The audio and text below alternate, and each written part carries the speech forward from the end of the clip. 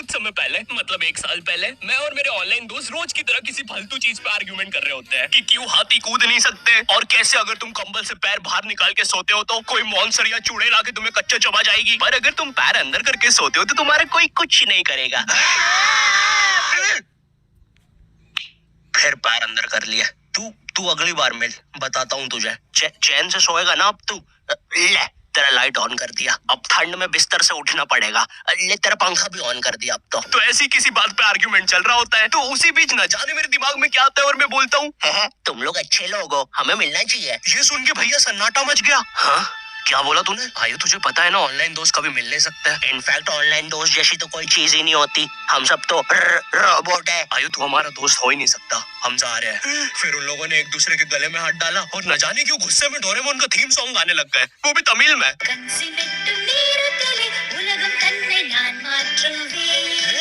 क्या? अब नहीं, ऐसा कुछ नहीं हुआ था। सॉरी गाइस, कुछ महीनों से जिंदगी थोड़ी सही नहीं चल रही है, इसलिए ऐसे जोक्स आ जाते हैं कभी कभार। खैर सरप्राइजिंगली मेरे ऑनलाइन दोस्तों ने मेरी मिलने वाली बात को सीरियसली लिया और इसी तरह हमारी Mumbai to Goa trip plan होती है जो कि दिसंबर में थी। तो अब फास्ट फॉरवर्ड करते हैं सीधा दिसंबर तक ट्रिप का टाइम। तो अब कुछ रीजन की वजह से मुझे मुंबई प्लेन की जगह ट्रेन से जाना पड़ता है। नहीं, मैं एयरपोर्ट पर फटाका लगाता हुआ नहीं पकड़ाया था, थे कुछ रीजन थी कि सच में थे। तो मैं रात में ट्रेन में बैठता हूँ और सुबह में मुंबई पहुंच जाता हूँ। अब जो मुंबई पहली बार आता है ना, वो ना अलग अलग चीजों को देख के चौंकता है, जैसे वड्डी वड्डी बिल्डिंग्स, वड्डे वड्डे सुपरस्टार्स। और इधर मैं जैसे ही मुंबई के स्टेशन पे उतरा, ओ बहन की एलिवेटर स्टेशन पे, वो भी भाई साहब इसको एस्केलेटर बोलते हैं। एलिवेटर मतलब आंखों पे भरोसा ही नहीं हो रहा है। मैंने मम्मी को फोटो खींच के भेजी, मुंबई एलिवेटर, वो भी स्टेशन पे। भाई साहब एस्केलेटर होता है। देखो ये हमारे स्टेशन पे नहीं होते हैं, हमें पूरा ब्रिज पैरों से चढ़ना पड़ता है। और मेरे गांव के ब्रिज पता है बादलों में होते हैं। वो ब्रिज को इतनी ऊपर होने की जरूरत भी नहीं है, उसको किसी इंजीनियर ने भी नहीं बनाया है। ये गाँव के लोगों ने मस्ती मस्ती में उसको इतनी ऊपर तक बना के आ गए हैं। अब वो स्टेशन का ब्रिज ना आउटर स्पेस तक पहुंच चुका है। साला कुली लेके भी जाओगे ना तो थोड़ा ऊपर जाके तुम्हारी कुली को भी कुली करना पड़ जाएगा।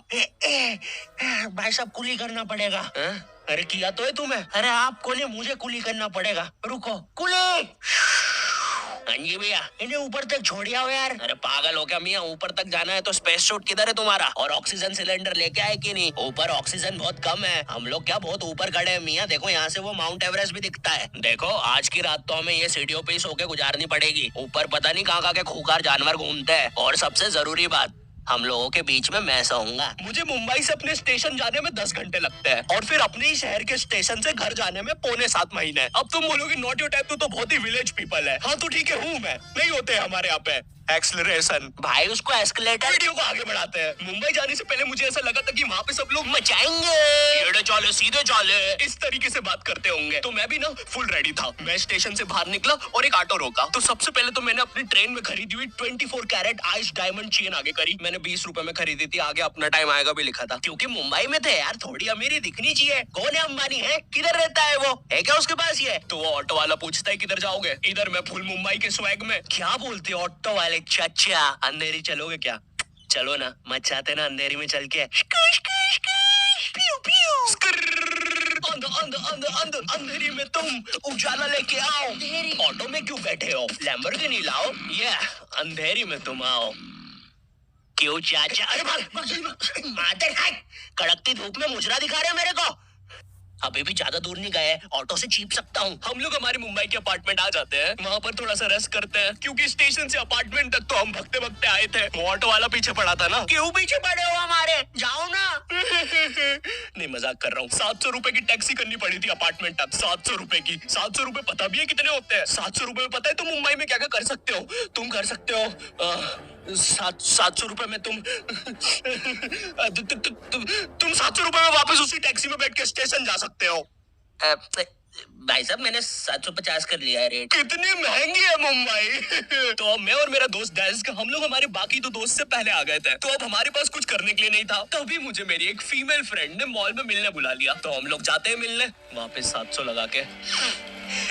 ये मुंबई में ना। तो मेरी दोस्त ने ना मुझे एक मूवी देखने बुलाया था, अवतार। मूवी में ज्यादा कुछ खास था नहीं, कुछ नीले लोग नंगे होके पानी में भाग रहे होते हैं रोबोट मशीन से बच के। ये मूवी मैंने 3D में देखी थी, ज्यादा कुछ चेंज नहीं हुआ। अब बस वो नंगे लोग मेरे साइड से निकल के भाग रहे थे। हम ये जंग जीत के रहेंगे। सर वो सब तो ठीक है, वो आदमी कौन है?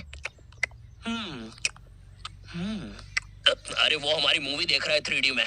उसे तो मजा ही आ जाएगा जब हम सब नंगे होकर उसके सामने से भागेंगे। मेरी बात सुनो सब लोग, हम लोग उसके बहुत पास से भागेंगे लेकिन उसे टच नहीं करेंगे।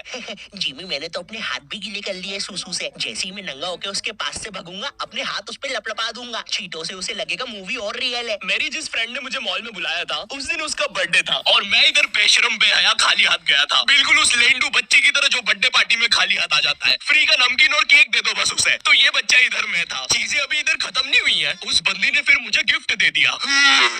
चीजें अब सीरियस हो गई है। दुनिया का सबसे बड़ा क्राइम इधर, ठीक है इधर है, और फिर आता है किसी के बर्थडे पे उनसे ही गिफ्ट ले लेना इधर। पहले तो मुझे समझ में नहीं आया कि ये बंदी मुझे टॉन्ट मार रही है कि सच में गिफ्ट दे रही है। मुझे उस समय इतनी ज्यादा शर्म की अनुभूति और आभास हो रहा था, मेरा मन कर रहा था उठ के भाग जाऊं वहां से।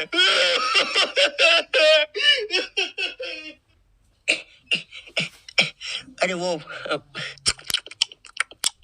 बाहर बहुत गर्मी है ना, इसलिए मैंने सोचा स्प्राइट पी लूं आके। और पेरी पेरी फ्राइज भी मेरे फेवरेट है। देखो अगर उस टाइम में जाता तो अपने पीछे वाले जेब से बटवा निकाल के एक 50 का करारा नोट और 1 रुपया लगा के बड्डा लिफाफा बना के उसे दे देता। लेकिन मैं कोई 80 साल का दादाजी नहीं हूँ और वो भी मेरी पोती नहीं है, तो अब मैं कुछ कर नहीं सकता था। इसलिए मैंने बेशर्मू की तरह उसका गिफ्ट ले लिया और कमियां भी निकाल रहा हूँ। घड़ी तो अच्छी लाई हो तुम, लेकिन फास्ट ट्रैक की लाती तो अच्छी है घड़ी। इस ट्रिप पर ना हमारे बहुत ज्यादा पैसे खर्च हो गए थे, इतने कि मैं अपने बेसमेंट वाले बच्चों को खाना तक नहीं खिला पा रहा हूँ। चुप रहो, मैंने कहा ना नहीं मिलेगा खाना। आप पैसे के लिए India number 1 opinion trading app promo पे क्यों नहीं जाते? हाँ, आप बस यहाँ पे यस और नो का आंसर देके लाखों में पैसे कमा सकते हो। प्रोमो एक ट्रस्टेड ऐप है जिस पर 1 करोड़ से भी ज्यादा यूजर्स हैं। यहाँ पर क्रिकेट, फाइनेंस, एंटरटेनमेंट और कई सारी कैटेगरीज में क्वेश्चंस हैं। जैसे अभी T20 सीरीज में इंडिया वर्सेस आयरलैंड में कौन जीतेगा? इंडिया ही जीतेगी। तो मैंने यहाँ यस दबा के क्वांटिटी स्लाइडर को बढ़ा दिया। अब अगर मेरा ओपिनियन सही होता है तो मुझे रियल कैश मिलेगा। अरे लेकिन विराट कोहली भाई मैंने आपको कब पकड़ा? यहाँ तुम गूगल पे, पेटीएम, यूपीआई की मदद से आराम से 24/7 विड्रॉ कर सकते हो। ओ बाय द वे मैं पुलिस हूँ, तुम्हारे बेसमेंट की जानकारी मिली थी और प्रोमो का लिंक डिस्क्रिप्शन में है। डाउनलोड करने पर हम सभी को 25 रुपए का वेलकम बोनस भी मिलेगा, तो अभी जाके डाउनलोड करो। रात तक मेरे बाकी दोस्त भी आ गए थे, तो फिर हमने मुंबई की फेमस जगह, अरे वहीं जहाँ सब लोग जाते हैं घूमने के लिए, वहाँ घूमना स्टार्ट कर दिया। लेकिन जब तुम तुम्हारे दोस्तों के साथ रहते हो तुम्हारे दिमाग में मस्ती रहती है। तो एक मॉल में हमें एक सांड वाला झूला दिखता है। अब उसे देख के एक 21 साल का मैच्योर आदमी क्या करता? पापा बहुत बीमार है, बहन की भी शादी करवानी है, मुझे लगता है सांडू मैं तुम पे घूमी घूमी करने के लिए थोड़ा बड़ा हो चुका हूँ। लेकिन मेरे 21 साल के दोस्त ने क्या किया? घूमी घूमी। अब यहाँ एक सांड को दूसरे सांड पे चढ़ता हुआ देख हमें भी मस्ती छूटी। हम भी भाग के वो झूले के पास, भैया और तेज चलाओ, भैया और तेज, भैया और चलाओ तेज। मैं मुंबई में एंग्री प्रास से भी मिला था, उन्होंने मुझे अपनी बिल्ली से खेलने दिया था और अपना मास्क भी पहनने दिया था। अच्छा चलो मास्क मैंने बिना पूछे पहन लिया था, कैमरे फुटेज में तो आ ही जाऊंगा मैं वहां पर अपने मैनेजर सौरभ भैया से भी मिला था। हम लोग मुंबई में लास्ट में जूहू बीच पर गए थे। वहां पर सब कुछ बढ़िया था, ठंडी ठंडी हवाएं चल रही थी, सब कुछ बढ़िया था। लेकिन फिर आसमान में कहीं से उड़ने वाली बंदर प्रजाति छा गई। ये बंदर प्रजाति फुग्गे की बनी थी। मेरा नाम है बुबली बंदर, मैं इंसानियत पे कब्जा करने आया हूँ, तो चुपचाप अपने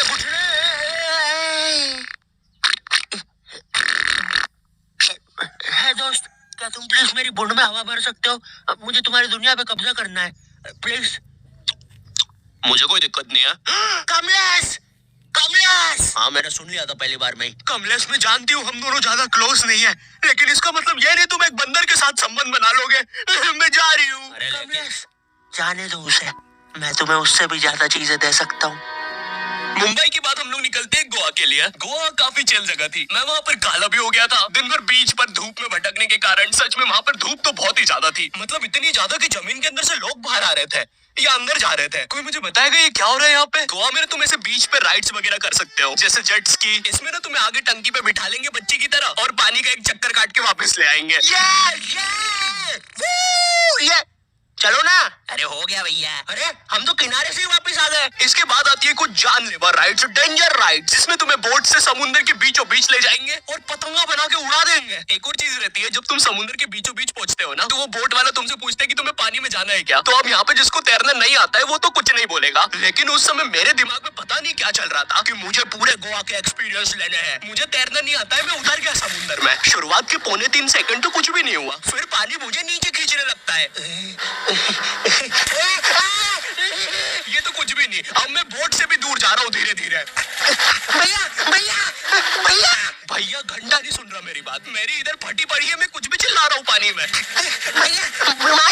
बीमारी है मुझे, ले लो ऊपर। भैया मैं माँ बनने वाला हूँ, ऊपर लो। उस समय कोई दूर से शार्क वार्क भी देख रहा होता ना तो उसे भी दया आ जाती। ओए बच्चे को क्यों परेशान कर रहे हो बे? चलो ऊपर लो इसको, खा लूंगा वरना इसे। चलो बेटा ऊपर चढ़ो तो। हाँ चलो चलो। जैसे तैसे वो बोट वाले ने मेरे को ऊपर लिया। अरे भैया क्या बच्चे ऐसे चिल्ला रहे थे, स्विमिंग सिखा रहे थे तुमको? अच्छा, समुंदर में वो भी? तेरे को ड्राइविंग सिखाने का बोलता तो तू तो रॉकेट में बिठा देता मेरे को, पागल। सबने ना मेरा बहुत मजाक उड़ाया कि पानी में गया बच्चों जैसा रो रहा था, लेकिन वो कहते हैं ना सबका टाइम आता है। हम लोग ना उसके बाद एक बनाना राइड पे जाते हैं जिसपे तुम एक बनाना शेप चीज पे बिठाते हैं और उसे नाव से खींचते हैं और बीच समुद्र में ले जाके फेंक देते हैं। तुम्हें पहले नहीं बताएंगे कि तुम्हें फेंकने वाले हैं। उसने हम सबको लेके गया और फेंक दिया। अब सब मुझसे भी गंदे रो रहे हैं पानी में। भैया हम मर गए, हम मर गए। पीछे लाइफ गार्ड आ रहा है। और भैया इतनी दूर जाओगे तो सच में मर जाओगे। मेरे पास क्लिप पड़ी इधर सबकी रोते हुए, मैं लगा दूंगा।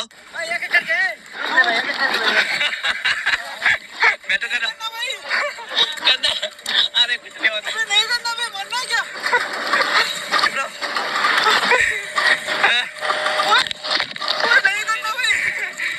पर खैर कुछ भी बोलो, ये ट्रिप मेरे लिए one of the best trip थी अपने दोस्तों के साथ। आई होप तुम्हें ये वीडियो पसंद आई होगी, और अगर नहीं भी आती है तो बस इतना सा रुक जाओ, ठीक है? बस इतना सा। मैं एक बहुत ही प्यारी चीज पर काम कर रहा हूँ, ठीक है? बस वो आ ही गई, ये यहीं पे ही है, बस आ गई। और अगर तुम्हारे पास भी किसी चीज का ओपिनियन है तो अभी प्रोमो डाउनलोड करो, तुम्हें वेलकम बोनस में 25 रुपए में मिल जाएंगे। पर खैर इस वीडियो को लाइक करना मत भूलना, एम करते 8 लाख लाइक्स के लिए, ठीक है? मुझे